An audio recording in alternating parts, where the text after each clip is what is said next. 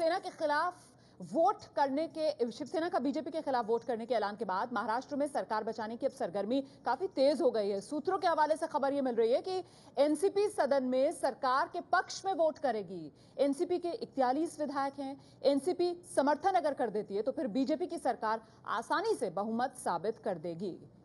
मेरे साथ मेरे सहयोगी उमेश कुमावत इस वक्त मौजूद हैं, लेकिन उससे पहले आइए जरा आपको दिखाते हैं कि आखिर एनसीपी का रुख है क्या इस पूरे मामले में। ये शिवसेना का अपना फैसला है और असल में शिवसेना का व्यवहार शुरू से ऐसा रहा है, पिछले कई हफ्तों से देख रहे हैं हम कि भारतीय जनता पार्टी के साथ में उनकी कोई उनके मतभेद के जो आसार थे वो बढ़ते ही चले जा रहे थे।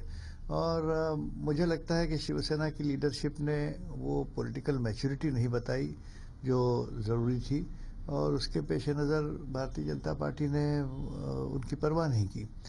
अब जैसा कि हमारा अपना स्टैंड रहा, शरद पवार जी ने चुनाव के नतीजों की घोषणा के दिन ही ये बात कह दी थी कि जनता का जो आदेश है वो भारतीय जनता पार्टी के पक्ष में है, क्योंकि उनको सबसे बड़ी पार्टी, और अगर आप देखें तो नंबर 2 की शिवसेना पार्टी भी उनके आधी है। तो जनाधार जो है, जो जन आदेश है, उसका आदर करना चाहिए। भारतीय जनता पार्टी को किसी तरह से सरकार बनाने की अनुमति अरे भाई, हमने जो है पहले ही जो है कहा है कि इस राज्य में स्थिर सरकार देने के लिए हम समर्थन देंगे। तो पहले से हमारे जो है वो उसमें कोई बदलाव तो है नहीं हमारे पॉलिसी में, पहले हम कह चुके हैं। लेकिन समर्थन देंगे तो ऐसी तो बात नहीं है कि हम ऐसा होगा तो वैसा होगा, वैसा होगा तो ऐसा होगा, ऐसा हम तो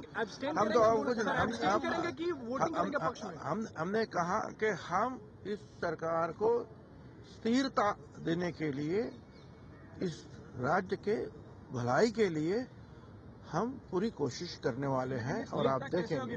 लेकिन शिवसेना कह रही है कि जिस तरीके से आप वोटिंग कर रहे हैं, आप वोटिंग कर रहे हैं, उससे कहीं न कहीं शिवसेना का खेल बिगड़ गया जो सरकार के साथ वो बार्गेनिंग करने। अरे भाई, अब बार्गेनिंग तो शिवसेना कर रही है, आज से नहीं है।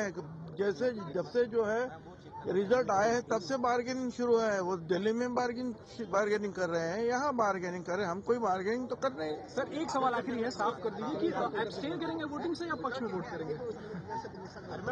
देखिए, अब मालूम पड़ेगा आपको, मगर जो है किसी भी हालत में जो है स्टेबल गवर्नमेंट के लिए हम खड़े हो जाएंगे।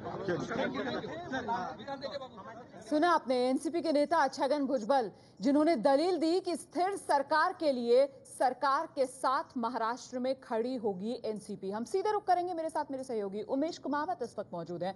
मतलब उमेश, तस्वीर बिल्कुल साफ, अब एनसीपी नैया पार लगाएगी बीजेपी सरकार की महाराष्ट्र में।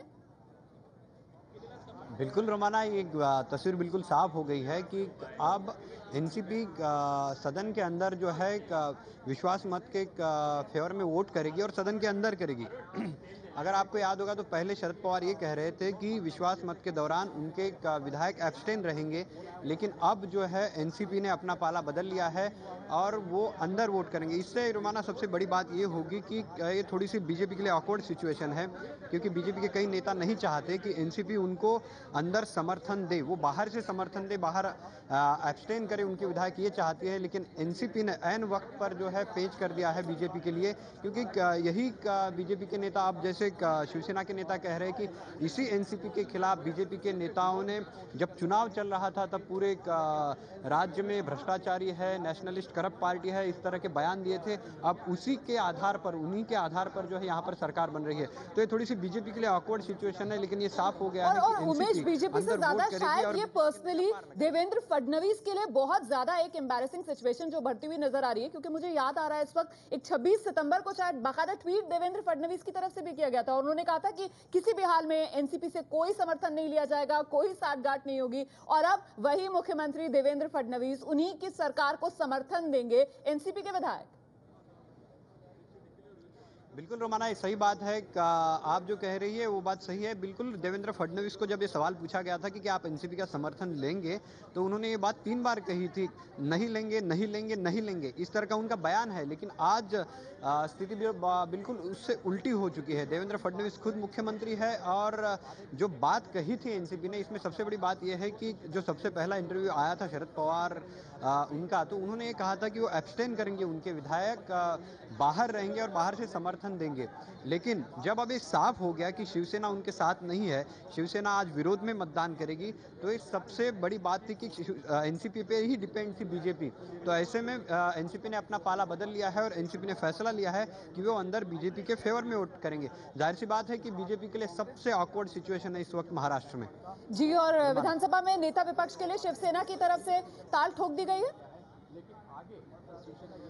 बिल्कुल, उन्होंने तो साफ कर दिया है कि हमारी तरफ से हम विपक्ष में मतदान भी करेंगे और हमारे नेता जो एकनाथ शिंदे वो रहेंगे। और आकर यहाँ पे जब हमने सवाल भी पूछा था इस पर शिवसेना के नेताओं को कि एनसीपी जो है अंदर हाउस में वोट करने वाली है बीजेपी के समर्थन में, तो इसके बारे में आप क्या कहेंगे, तो उन्होंने भी वही बातें कही कि अब तक जिस पार्टी को ये लोग करप्ट कह रहे थे, जिस पार्टी के भ्रष्टाचार के मुद्दे ये लोग आरोप लगा रहे थे, निकाल रहे थे, आज उन्हीं के आधार पर उनकी सरकार बन रही है।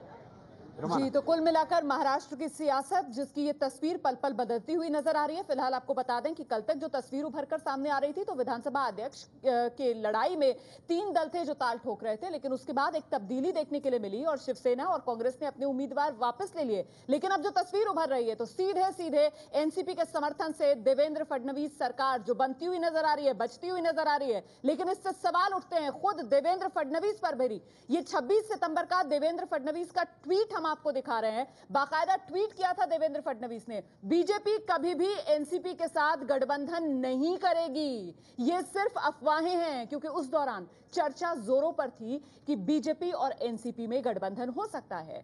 तो उसी से जुड़ा हुआ ये ट्वीट देवेंद्र फडणवीस का। आगे उन्होंने लिखा था, हम उनके भ्रष्टाचार की विधानसभा में पोल खोल चुके हैं, जबकि बाकी सब खामोश रहे। और इस बीच एकनाथ खड़से बीजेपी के नेता जो मीडिया के सामने आए हैं और जो तमाम सवाल उठ रहे हैं कि एनसीपी से आपने समर्थन लेकर अपनी सरकार बचा ली, इस पर उनकी तरफ से क्या कहा जा रहा है, जरा सुनिए। शिवसेना और भारतीय जनता पार्टी विधानसभा में अलग अलग लड़े हैं, हम कोई अलायंस में लड़े ऐसी स्थिति नहीं है। जो शिवसेना की आज उन्होंने निर्णय लिया है वो उनका निर्णय है और वो निर्णय ले सकते हैं, क्योंकि अपोजिशन में ही है, हम सत्ता में है, वो अपोजिशन में है।